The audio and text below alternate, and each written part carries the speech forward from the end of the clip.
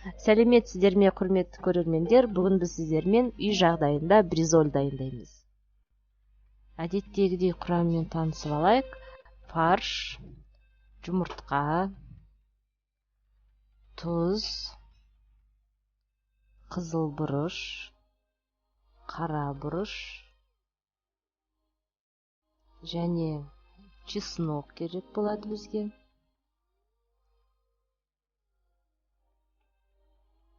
Кетчуп, майонез және картоп.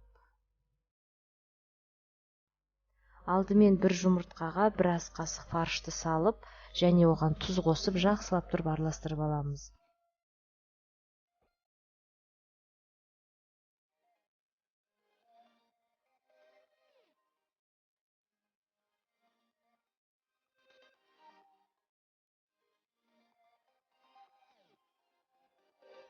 Араластырғаннан соң қызған табаға құямыз.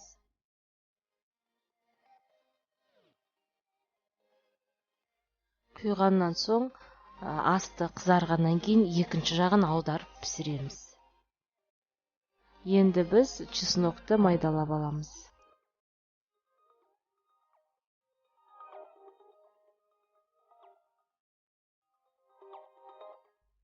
Бризольдің үстіне кетчуп пен майонезді жағып, содан соң бұрыш пен чеснокты себеміз.